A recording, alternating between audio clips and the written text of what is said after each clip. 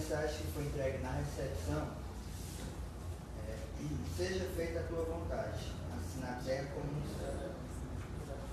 Na construção de uma casa sólida e confortável, há sempre um plano do arquiteto para ser obedecido. Os operários precisam consultar as linhas demarcadas para não irem além de suas funções e a fim de não cometerem propriedades que prejudicariam a obra. O carpinteiro não deverá perturbar o pintor e o pintor não deverá respeitar o vidraceiro. Assim também, no serviço de elevação espiritual do homem e do mundo, é necessário procurarmos a vontade do Senhor para que os desígnios divinos sejam devidamente executados. Estejamos convictos de que, se cada um de nós cumprir a obrigação que lhe compete no plano do eterno bem, oferecendo a cada dia o melhor que pudermos, estaremos indiscutivelmente atendendo às determinações do nosso Pai Celestial. E depois dessa linda mensagem, dessas belas músicas, quem quiser fechar os olhos, fiquem à vontade. Nos elevar o nosso pensamento a Deus, agradecendo por mais essa noite, por estarmos aqui, que possamos saber fazer cada minuto um proveito nessa palestra, de tudo que for dito, que a gente possa obter as respostas que a gente precisa ouvir, que a gente possa seguir nessa nossa jornada, nessa nossa caminhada. Os caminhos são difíceis, os obstáculos estarão aí, mas tudo isso servirá para o nosso progresso material, espiritual, nosso processo evolutivo. O Senhor abençoe a todos, hoje e sempre. Que assim seja.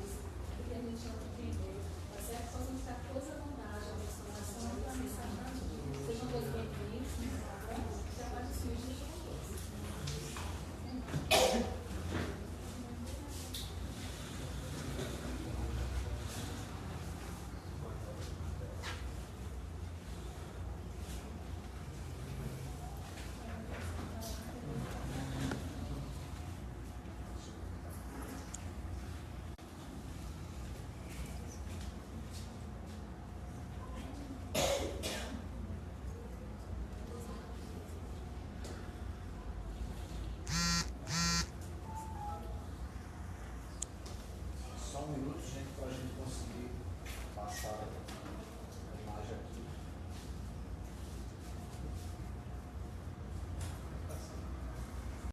Está assim, só que ele não está. Deixa eu desconectar e pode ser que é assim.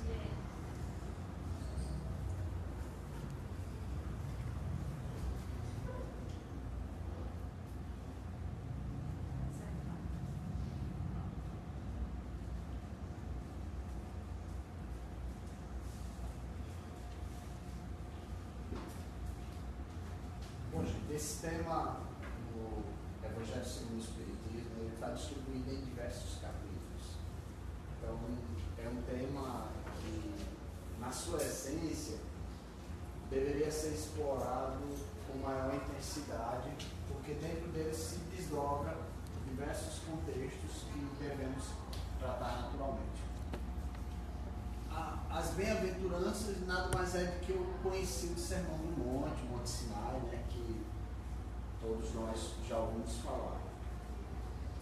E começa com uma passagem bíblica, claro, é uma passagem bíblica, que está em Mateus capítulo 5, versículos 1 a 12. E Jesus, né, vendo a multidão, subiu no monte, sentando-se, seus discípulos se aproximaram e começou a ensinar-lhes, dizendo: Bem-aventurados os pobres de espíritos, porque deles é o reino dos céus. Bem-aventurados os que choram, porque serão consolados. Bem-aventurados os humildes, pois herdarão a terra. Bem-aventurados os que têm fome e sede de justiça, porque serão saciados. Bem-aventurados aqueles que são misericordiosos, porque eles próprios obterão misericórdia. Bem-aventurados aqueles que têm puro coração, porque verão a Deus. Bem-aventurados os pacíficos, porque eles serão chamados filhos de Deus. Bem-aventurados os que sofrem perseguição pela justiça, pois deles é o reino dos céus. E bem-aventurados sois quando vos insultarem, perseguirem e mentindo, disserem todo mal contra vós por minha causa. Temos aqui realmente uma grande mensagem de esperança e renovação. As bem-aventuranças é um chamamento para a transformação. E ela vem complementar as leis morais, né? Editada e comentada por Moisés, né? Que são os 10 mandamentos. E os 10 mandamentos chegam num momento em que na ocasião estava sofrendo muito desequilíbrio, né? Muito desregramento. E Moisés procurou Deus, né? Em suas conversas, se afastou e chegou: Senhor, eu não sei o que fazer. Os teus filhos estão se desvirtuando. Eles só pensam em obter em conquistas meramente materiais, fora os desequilíbrios morais que estavam muito altos na ocasião. E aí vem os 10 mandamentos que nós conhecemos, que começa justamente falando sobre o amor. Amarás o Senhor teu Deus de toda a tua alma, de todo o teu espírito, de todo o teu coração. Amarás o teu próximo como a ti mesmo. E Jesus, com muita sabedoria, diz que esses 2 mandamentos resumem todos os outros. Porque sem o amor não se consegue cumprir nenhum dos outros mandamentos. E é fato. Mas ele, considerando que só falar dos mandamentos seria muito pouco, decidiu, através, claro, também da orientação do nosso Pai, de Deus, trazer para nós os 10 mandamentos. Jesus sempre falava que era preciso ter muito sacrifício para se encontrar com Deus.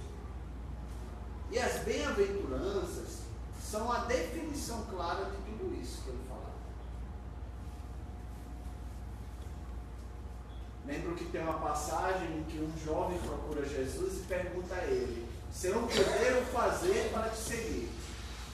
E Jesus responde: abre mão de todos os teus bens, segue os mandamentos e me segue. Aí ele diz: mas eu sigo todos os mandamentos. Siga os teus bens.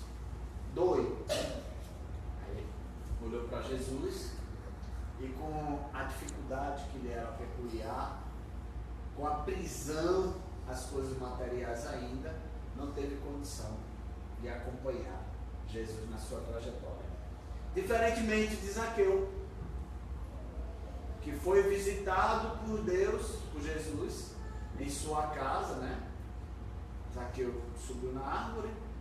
Tem a música, né, que ajuda a gente a entender a história de Zaqueu, mas ele realmente subiu na árvore porque ele era um homem baixo. E pela multidão, ele não conseguia ver Jesus. Então ele subiu e Jesus percebeu aquele homem pequeno, né, de baixa estatura ali, e disse: Zaqueu, desce que hoje cearei em tua casa. E Jesus foi lá na casa dele, e daí para frente Jesus fez uma transformação na vida de Zaqueu. Tem um texto do Humberto de Campos, o irmão X, eu acho que é um livro de mensagens dele, que os livros dele são de mensagens, que ele fala justamente de uma entrevista que ele teve com Zaqueu. E ele pergunta a Zaqueu: quais foram as grandes mudanças que aconteceram na tua vida? Você realmente cumpriu com a proposta que você alinhou com Jesus na época que ele esteve na sua casa? Ele disse: cumpri. Abri mão dos meus bens. Fiquei apenas com o necessário para me manter nos primeiros dias. Mas daí para frente eu segui fielmente o Senhor. E essas mudanças, a gente está falando de uma situação pontual, de um encontro de uma pessoa com Jesus que estava materializado, né? Mas a gente tem a oportunidade de se encontrar com Jesus todos os dias. Principalmente quando a gente olha as lições que ele nos deixa através do Evangelho. E o que a gente não pode deixar de considerar é que não seria necessário essas bem-aventuranças se nós todos fôssemos perfeitos. E o que é a perfeição, meus irmãos? Senão a compreensão de que devemos seguir os princípios de amor e caridade, tão bem esclarecidos por Jesus nesse legado que são as bem-aventuranças. No nosso íntimo tem toda a nossa essência, não é verdade? Nós sabemos quem somos, do que somos capazes de fazer, do que somos capazes de mudar em nossas vidas e do que não somos, claro. Mas temos sentimentos. E os nossos sentimentos são os reflexos das nossas atitudes. São as nossas emoções que se denominam nos momentos em que a gente passa por situações das mais variadas possíveis. Situações tanto boas como más. E isso tudo remete a todos os erros e acertos que somos capazes de cometer. O que não temos como evitar, naturalmente. Cabe-nos, entretanto, encontrar o equilíbrio das nossas emoções. Porque se a gente não tem a capacidade de controlar os nossos sentimentos, a gente não vai conseguir conviver em sociedade e não vamos conseguir ter esse encontro com Jesus, com Deus. Esse encontro com a nossa harmonia, com a nossa felicidade. E esse encontro com o próximo, que está nele, o Deus que a gente precisa encontrar, que está em você, em mim, o Deus que está precisando eclodir, sair para fora, né? Fazer o bem sem olhar a quem é uma pura expressão de amor ao próximo. Todo aquele que se eleva será rebaixado. Todo aquele que se rebaixar será elevado. Como podemos suportar com humildade o nosso sofrimento? E são provocações que eu estou fazendo, meus irmãos, no intuito de nós chegarmos na primeira bem-aventurança. Precisamos ter resignação para aceitar a humilhação que alguém nos faz, as atitudes que lançam sobre nós, né? Que no passado, os nobres, quando passavam pelas pessoas desmerecidas, vamos dizer assim, usavam uma expressão que era a pressão raca. E junto com a expressão ainda cuspiam no chão, que representava o desprezo que eles tinham pelos maltrapilhos, pelos humildes. Hoje a gente não faz isso. A gente não diz raca, nem cospe. Mas pior do que fazer isso é o que a gente reserva dentro da gente quando muitas vezes passamos por pessoas que nós desprezamos. E isso não é um ato de generosidade. Isso não é um ato de humildade. Ser pobre de espírito é ter humildade. Não ter orgulho. Não ser vaidoso nem arrogante. É aceitar com resignação o sofrimento que a vida nos traz. Que na verdade é o grande desafio que nós temos. Não são as coisas boas que nos desafiam. A gente só sabe que está sendo posto contra a parede quando vem um problema, quando vem o sofrimento. E é por isso que Jesus disse: bem-aventurados os pobres de espírito, porque deles é o reino dos céus. A promessa dele de termos o reino do céu está associado única e exclusivamente ao merecimento. Será que conseguimos transpor os nossos sentimentos? Temos a capacidade de se tornar de fato humildes para aceitar humilhações, para aceitar dores, sofrimentos, problemas de mais variadas situações que a vida nos oferece e que na verdade é a grande oportunidade de ascensão na nossa condição moral?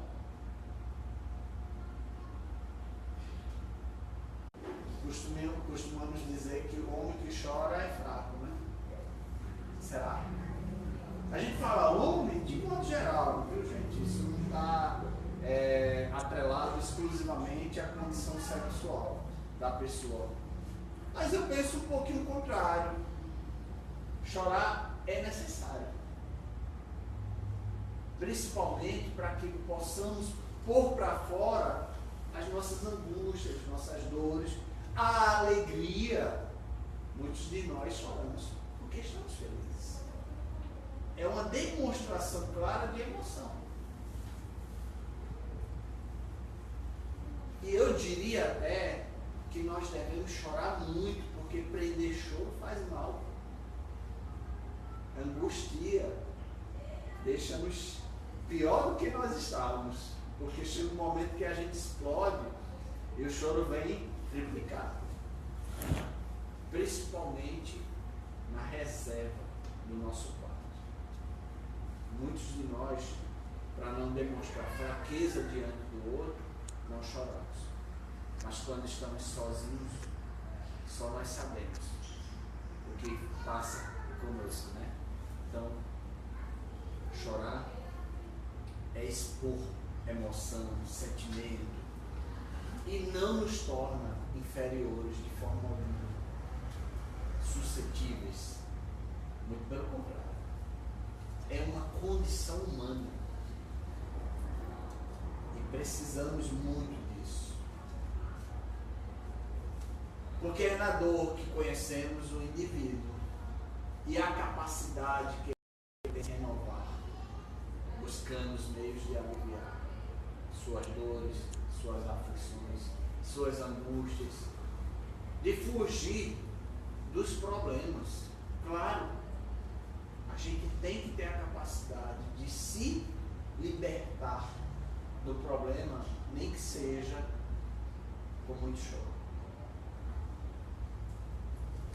Bem-aventurados os que choram, porque todos serão consolados. É a promessa de Deus. E realmente, né, gente? Sempre que a gente se deixa levar pelo sentimento, pelas emoções, lá na frente tem algo de bom, muito bom que nos acontece. A simplicidade, humildade, o respeito ao próximo, a caridade, tudo isso é demonstração de amor e respeito às leis de Deus. É um princípio moral. É um princípio moral. A gente não vai alcançar a progressão espiritual se nós não aprendermos a bulirar os nossos sentimentos. se nós não deixarmos morrer o homem velho.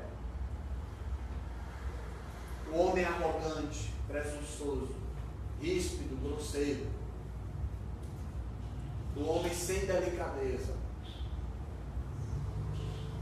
A gente precisa deixar eclodir as nossas emoções, os nossos sentimentos. Mas agir sempre com muito respeito ao próximo.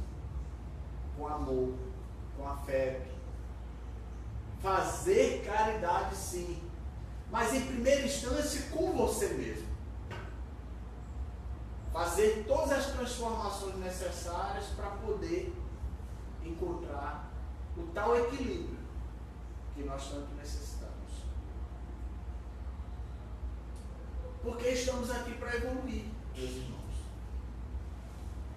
E vamos encontrar no caminho da nossa evolução o necessitado. Muitas vezes nós fazemos parte da caminhada do outro, porque somos necessitados. Temos nossas fragilidades, temos nossos problemas. E não tem coisa melhor de encontrar um ombro amigo para confortar as nossas dores, para consolar, diminuir o nosso sofrimento. Às vezes uma simples palavra, ou talvez nenhuma palavra. Só o fato de emprestar o ombro para chorar já é um conforto muito grande. E nessa caminhada da evolução, sem acolher e dar um pouco de nós para o próximo, nós não vamos evoluir, nós não vamos melhorar. E essa bem-aventurança, claro, se parece um pouco com a outra, a de pobreza do espírito. Mas nada mais é do que a reafirmação, né, do quanto precisamos melhorar. Bem-aventurados os humildes, pois herdarão a terra. E eu observo que essa herança não é material. A herança que Deus nos promete é a herança da felicidade futura, a da felicidade do Espírito. Não maldizer ao próximo, independente das falhas, erros, independente dos males que possam nos fazer.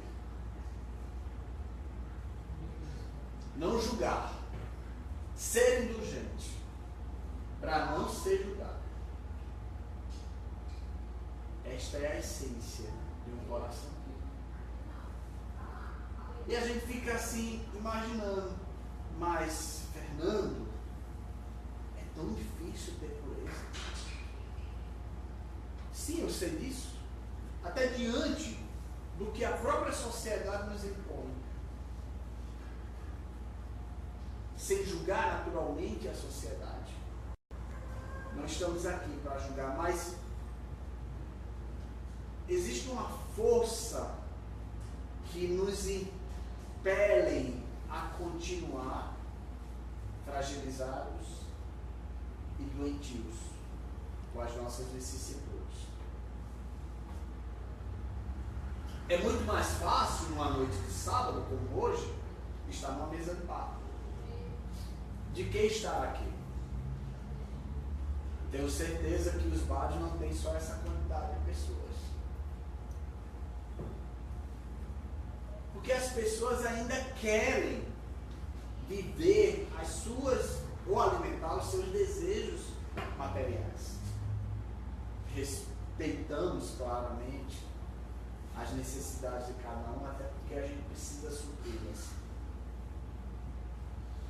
Mas esse encontro aqui de reflexão, de estudo, ia tornar muito mais feliz o coração daquele que decide estar no momento de entrega às suas fragilidades. Porque uma fragilidade remete à outra.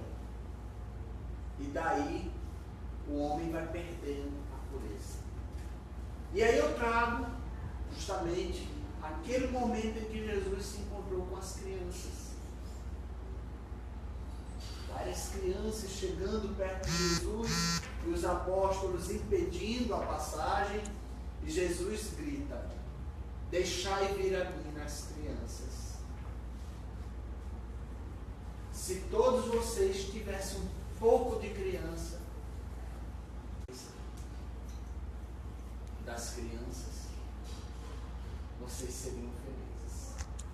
E quando Jesus fala da pureza das crianças, é porque a criança é inocente, sim, mas ela ainda não foi infectada pelos vícios que a vida naturalmente nos traz. Ela não tem a maldade. Quantas vezes a criança se chateia ou chateia alguém e minutos depois já está nos pés da pessoa lá se agarrando na perna para receber um pouco de carinho. É dessa pureza que Jesus se refere. Por isso que ele diz: bem-aventurados aqueles que têm puro coração, porque verão a Deus. Eu gostaria de abrir um parêntese para essa bem-aventurança, porque ela talvez seja a mais importante de todas, na minha opinião. Porque a manifestação dessa bem-aventurança facilita que as demais se tornem real. A humildade, né? A sede de justiça. Porque imagine que se nós tivéssemos sede de justiça, mas que nós tivéssemos no nosso coração arrogância, no nosso coração maldade, maledicências. Que a nossa sede de justiça fosse apenas para beneficiar individualmente. Isso é a ausência da pureza de sentimentos. Isso é a ausência do sentimento puro de uma criança. Então, realmente, precisamos ter essa vivência de uma criança no nosso dia a dia. Não devemos nos preocupar sobre o julgamento do outro. Deixa de lado isso. Mas vamos falar que eu... Enfim, qualquer coisa do tipo. Seja verdadeiro com os seus sentimentos e deixe externar quem é você para o outro. Seja puro de coração. Aceitar o sofrimento com resignação, aceitar a dor com resignação, deixar que batam na nossa face e oferecer a outra para que batam também. É difícil, né? Difícil, eu sei disso. Já pensou? A pessoa chegou, pisou no pé e nem pediu desculpa, aí você olha assim, a pessoa passa e você não faz nada. Ou então, você está na fila do banco, aí chega uma pessoa jovem, fura a fila. No trânsito também, né? Isso é bater na face, minha gente. Entendeu?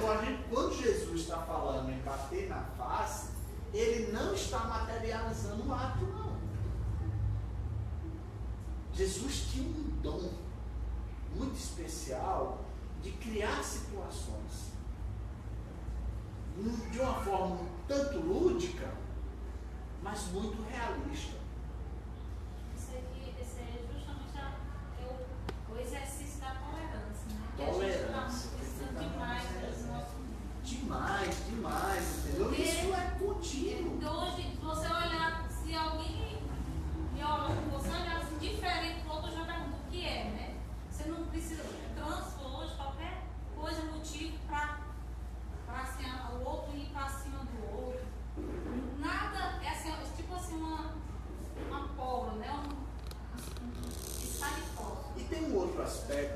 desse ponto de vista que você nos fala é que você nunca sabe como o outro está. Sim. Às vezes aquele que passou do seu lado e pisou no seu pé, ele nem percebeu que pisou. Entendeu? Às vezes está tão entregue aos seus problemas, às suas dores, que ele não dá conta do que fez ao outro.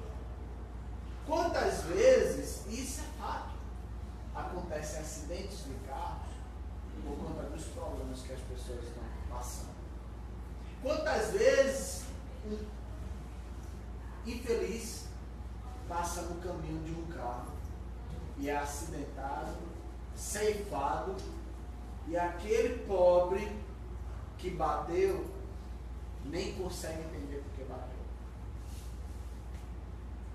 E não é porque se embriagou, não é porque se drogou. Ele pode estar até embriagado, mas não de álcool. Pode estar embriagado de problemas, pode estar embriagado de aflições, de dores.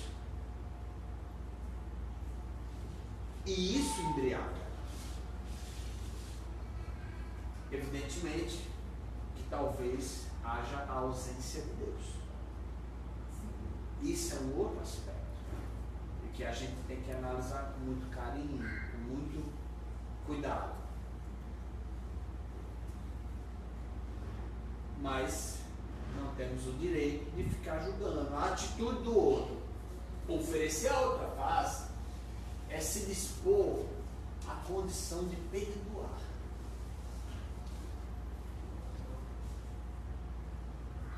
O que é outro exercício muito difícil, porque todos nós trazemos em nossas vidas momentos de dificuldades com o outro e que dificilmente esquecemos esses momentos.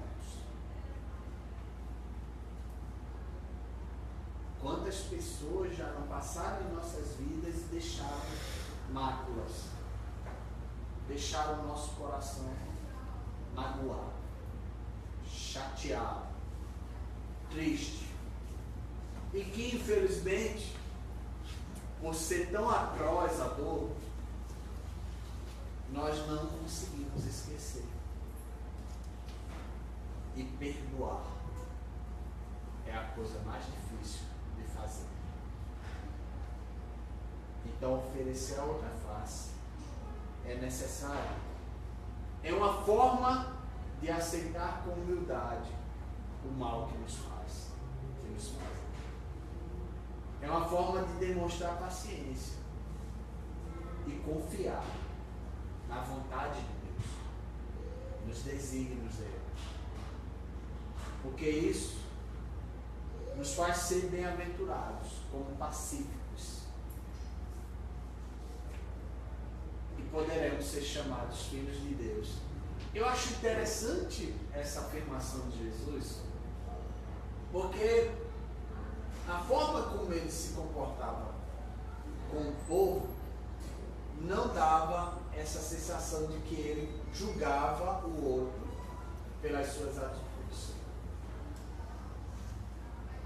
Então, tem um teor doutrinário muito forte as bem-aventuranças. Jesus não estava trabalhando para aquele momento. Ele trabalhava pensando no futuro. O tempo todo. O tempo todo Jesus olhava para frente. Não é à toa que há mais de 2000 anos ele, foi sacrificado. E a história dele permanece em nós, no nosso coração, na nossa vida. E as lições deles são utilizadas como forma de nos orientar, de nos guiar, de amenizar os nossos sofrimentos. Muitos de nós, quando estamos em meio a uma aflição, além da oração que fazemos, nos perguntamos: como o Senhor agiria, Jesus, nessa situação? O que é que eu faço? Perguntando para ele, né?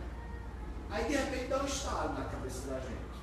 Eu acho que eu vou fazer isso, eu vou ter mais paciência, eu vou esperar, eu vou tomar uma atitude, enfim. Será que não é Jesus dando essa orientação para a gente? Não, Fernando, é demais. Jesus vai descer do céu para... Mas ele tem os anjos, tem os mensageiros da luz, que são os orientados por ele. Os nossos anjos da guarda nos inspiram o tempo todo. Os nossos amigos espirituais, mentores, familiares que já estão na eternidade e que estão sempre nos acompanhando, que assumiram junto com os nossos mentores e anjos da guarda o papel de nos orientar e nos aconselhar, que a gente não vê, mas a gente escuta. Escuta como se fosse um assobio que chega no nosso ouvido. A gente até se arrepia na hora que tem um pensamento assim. Olha, não estava nem pensando nessas coisas, como é, né? E é isso. Mas isso é um outro assunto para a gente tratar, que é o assunto da mediunidade, assunto para a palestra também. E nessa busca, claro, pelo bem comum, de defender os injuriados, desejar a verdade, a paz, a felicidade plena, sofremos, e muito, as maledicências de corações perturbados e vigilantes. Nos sentimos injustiçados, porque nesse caminhar para buscar o nosso equilíbrio, cometemos e somos vítimas de tropeços. E eu não estou falando especificamente de situações que remetem à justiça dos homens. Porque se ela existe, é porque ainda somos fracos o suficiente para ter a necessidade dela. E os espíritos amigos, até no livro dos Espíritos, dizem: as leis de vocês ainda são insuficientes para definir efetivamente o que é justiça. E eles estão falando de uma dimensão de justiça que está além dessa condição. Porque muitas vezes o que acontece conosco aqui são decorrentes de fatos que não aconteceram nessa existência. Vidas passadas, meus irmãos. Somos espíritos eternos que estamos num processo de aprendizado contínuo. E claro que para aprender não tem instrumental melhor do que os nossos irmãos de vidas passadas para nos ensinar na caminhada. Eu tenho quantos minutos? São Tem uns 15 minutos. 15 minutos. 8h25. Ótimo. Eu fico com medo de estourar. Enfim, nós temos esses irmãos de caminhada que em vidas passadas nós atropelamos. Como essa história do carro. Talvez em vidas passadas nem existisse carro, mas a gente tinha um cavalo. E a gente passou por cima da pessoa. Quando eu falo passar por cima, nós cometemos, né, crimes, tivemos um atrito, um mau entendimento, marcamos o coração daquele irmão e ele não vai esquecer facilmente. E muitas vezes ele não se lembra, porque ele está reencarnado assim como você, mas ele se torna instrumento da providência divina. Não é à toa que acontecem situações que até hoje muitos de nós não conseguimos explicar. Porque eu não me dou bem com aquela pessoa. Porque eu não gosto daquela outra pessoa. Só de chegar perto já me dá uma tontura. Só de chegar perto, eu tenho vontade de correr. Acontece essas coisas. E você nem entende porque de repente foi o primeiro contato, ou você tem alguns contatos furtivos. E isso, na verdade, é o quê? É a justiça divina. O que nós chamamos de providência é a justiça de Deus nos dando condição de fazer o ajustamento num reencontro para equilibrar a nossa condição espiritual. Olhando para mais além, porque certamente não vai ser só nessa existência que a gente vai se encontrar com esses espíritos. No passado, foi um companheiro de caminhada. No presente, é um filho, um irmão, um amigo. E no futuro, pode se tornar o nosso mentor espiritual. Dependendo de como nos comportamos hoje.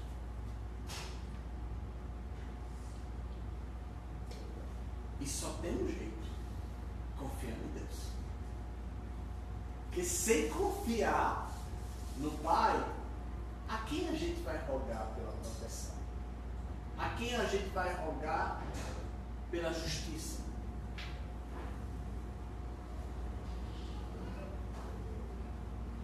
É por isso que Jesus deixou duas regras para a gente.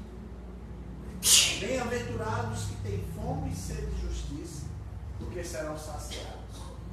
Bem-aventurados os que sofrem perseguição pela justiça, pois deles é o reino dos céus. E observem que são duas aventuranças, mas que têm contextos distintos. Uma é a busca pela justiça, e a outra é a necessidade de fazê-la cumprir. É diferente. Você pode ser o instrumento dessa justiça. Você, nessa existência, é instrumento dessa justiça. Todos nós, na verdade. E o nosso ajustamento só vai acontecer dependendo exclusivamente de nós. Das escolhas que fazemos. Dos caminhos que estamos trilhando.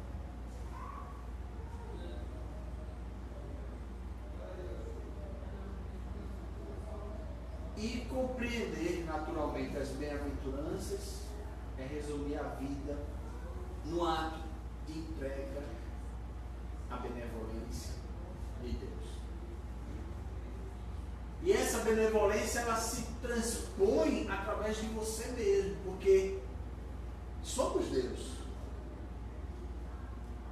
Cada um de nós tem um Deus ativo, que ele só precisa se pôr para fora. É uma condição que você faz, é uma escolha que você faz. Eu quero ser Deus. Mas Fernando, não é um pouco presunçoso de sua parte afirmar que você, ou cada um de nós aqui somos Deus? Mas não foi Ele que nos fez a sua imagem e perfeição?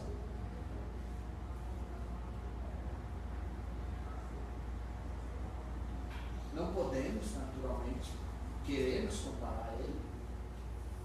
Por que não? Por que não buscar a perfeição de Deus? Por que não tentar se equilibrar para um dia merecer ver Deus? Para um dia estar mais perto dele?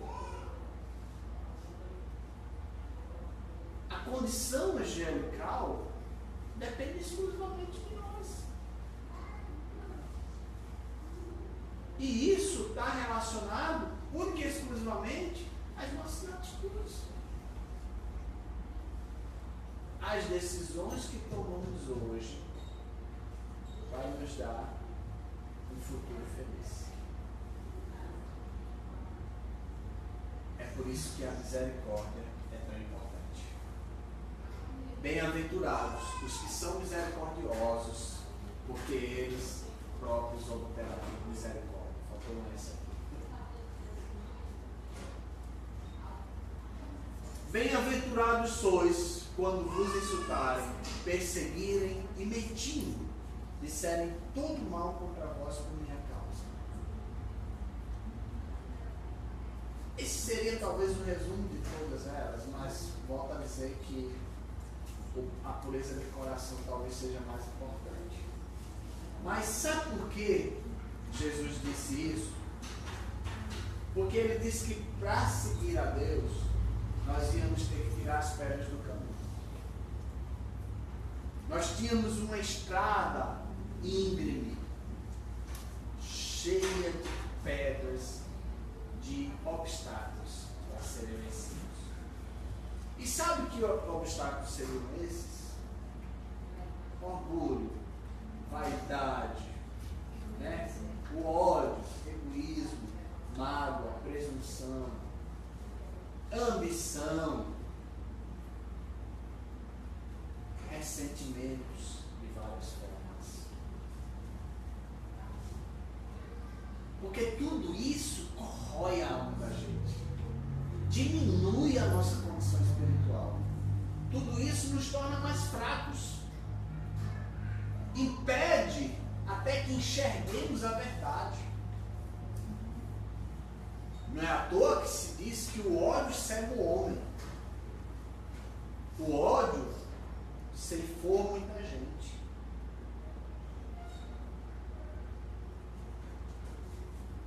O ódio tirou a felicidade da vida de muita gente. O ódio fez as guerras. E muitos foram vítimas do ódio. E muitos serão ainda, enquanto o mundo continuar na condição em que está. Temos que rezar para melhorar. Hoje, tivemos um exemplo de generosidade no nosso país, talvez até no mundo, que foi aquela cerimônia lá dos rapazes, bateu toda a população. Não foi por conta do futebol, porque foram 70 pessoas que morreram. E, logicamente, nós sabemos que outros tantos desastres coletivos acontecem pelo mundo afora e que são muito tristes e que a gente tem que refletir sobre isso. Mas é um momento de refrigério nos pensamentos deletérios. Porque hoje muitas casas pararam para rezar e dar um alívio nas maledicências e torna a psicosfera melhor. Pelo menos eu senti isso hoje. A terra menos densa. E a gente tem que rezar mais. Porque através da dor, do sofrimento, a gente vai evoluir. E mais adiante vamos encontrar uma coisa chamada esperança. Sem esperança, ninguém vive. Sem certeza de dias melhores, ninguém vive. Nós não podemos desistir porque o sofrimento existe. Nós temos que nos renovar sempre. Temos que nos transformar sempre.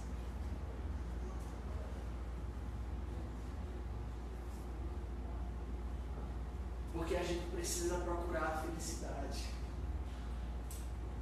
A felicidade plena é o destino de todos nós, espíritos encarnados e desencarnados, na estrada da transformação, da renovação, para alcançar a graça divina, a generosidade de Deus, nosso Pai, o conselho dos amigos espirituais, a ajuda indispensável de Jesus Cristo, o nosso Redentor, o único que pode nos salvar nessa condição ainda febril e doentia que nós temos, o único que pode abrir as trincheiras da nossa caminhada na estrada da evolução.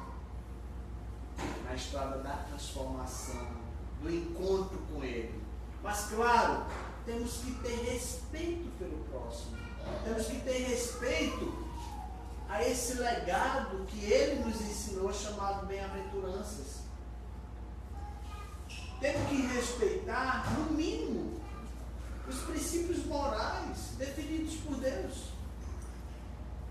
Está tudo fácil ao nosso alcance. Depende só de nós queremos.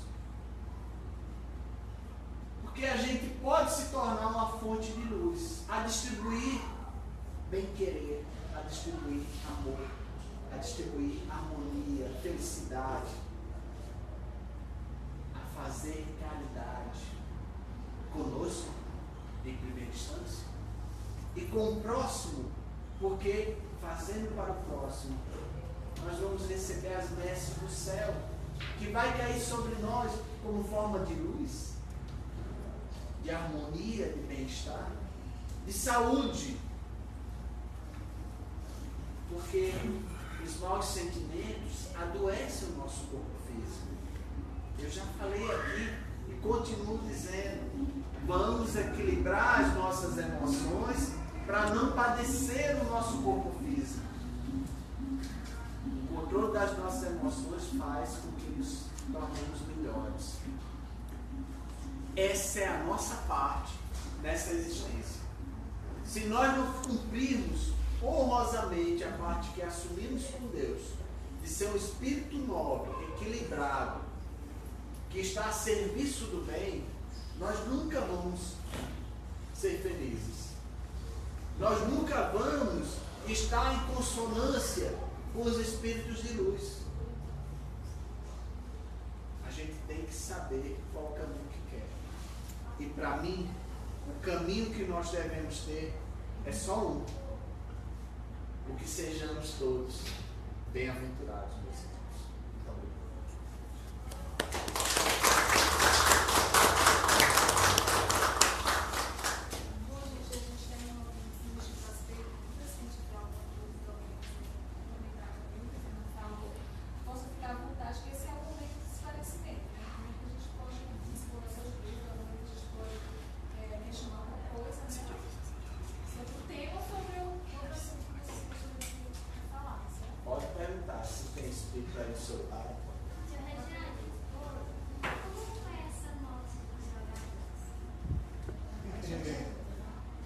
Muito boa pergunta, eu sabia que isso ia acontecer. Bom, primeiro assim, né? Parece que eu estava até ensaiando essa resposta. Tá um déjà vu aqui na minha mente. Aqui está muito preparado, né? Eu não posso ser leviano em dizer para você que essa morte coletiva seja um resgate. Porque isso a gente só pode dizer efetivamente se os espíritos nos informarem. Até agora nós não recebemos nenhuma informação. Até então eu não tenho conhecimento de que algum espírito orientou algum médium, alguma pessoa que mereça o respeito da sua orientação para que isso seja um resgate coletivo. Mas pelos estudos que nós já fizemos, algumas mortes desse tipo representam exatamente isso. O que é curioso é a forma com que esses espíritos se encontraram. Desses tantos que morreram, tem gente da Argentina, tem gente da própria Colômbia, tem gente de outros países, além desses brasileiros que morreram, que juntos tiveram que ceifar, que entregar a sua vida a Deus. E alguns até que você diria até, mas nossa, o pessoal nem construiu uma história, e tão jovem morreu e tudo mais, entendeu? Nós não podemos afirmar que esses espíritos tiveram compromissos kármicos em vidas passadas. Trouxeram para si esse compromisso e que estava planejado esse resgate. Mas normalmente, isso eu já li em alguns livros, pessoas que morrem em acidentes de avião é porque elas tiveram em outras existências envolvimentos com outros espíritos e que provocaram desequilíbrio na vida deles, e que uma forma de fazer o resgate espiritual seria dessa forma talvez tão triste, mas tão necessária para o processo de evolução do espírito. Não posso dizer nem que sim nem que não, mas isso é uma possibilidade, é uma hipótese. O que cabe-nos? Rezar por eles, pedir para Deus na sua santa bondade, acolha em seus braços, que os espíritos amigos levem para os hospitais espirituais esses espíritos, porque certamente muitos morreram e não têm consciência de sua morte, entendeu? Se muitos de nós chegamos a desencarnar doentes e temos dificuldade em aceitar a morte, imagine quem não estava com problema de saúde e de repente fechou os olhos de vez, né? Então esses espíritos devem estar passando por um momento de trauma e que precisam da nossa oração para justamente se equilibrar e receber, aceitar com mais serenidade a ajuda dos espíritos médicos espirituais que com certeza já providenciaram a ajuda que precisam. Tá. Aí depois você faz a sua segunda. Sim, fala. Colocado para que nós possamos melhorar moralmente, espiritualmente, não adiantamento moral, mas lógico que é evidente que tem certas, como foi colocado, dificuldades de serem cumpridas essas bem-aventuranças. Acredito eu que ao cumprirmos todas as bem-aventuranças, nós já chegamos à perfeição total, e essa perfeição só pertence a Deus e a Jesus, a sua total perfeição. E eu acredito, creio que Jesus colocou os ensinamentos para nós trilharmos, para podermos aproximarmos, porque se chegar essa perfeição total, nós não dá nem para chegar, né, nessa perfeição total. Acredito que não. Mas eu acredito que há algumas restrições com relação aos cumprimentos da bem-aventurança, porque nós não podemos chegar a essa perfeição total.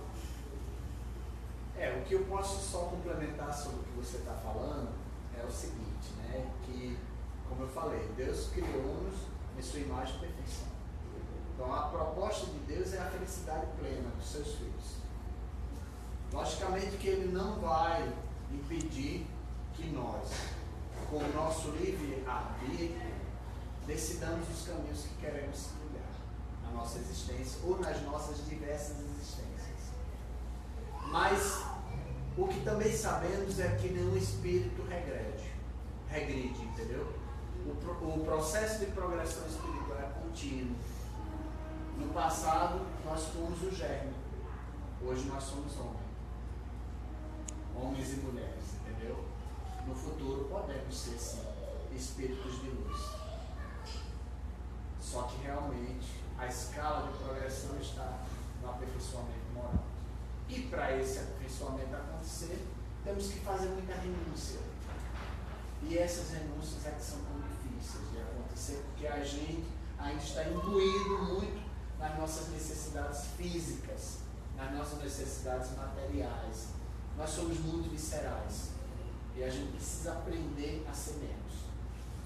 Ter mais delicadeza, ser mais dócil, generoso, mais amigo, compassivo. Isso tudo vai nos ajudar a, pelo menos, diminuir um pouco dos martírios que teremos que enfrentar pela frente, entendeu? E aos pouquinhos ter uma vida mais plena em felicidade. Jesus Cristo disse: sedes perfeitos como o vosso Pai Celestial é perfeito. E ele não colocou restrição naquilo que disse. Se ele falou, é porque isso sim é possível. Isso depende da capacidade e do esforço de cada um de nós de chegar lá. E da ajuda do nosso próximo, porque ninguém vence só os desafios. A gente tem que ficar sempre estendendo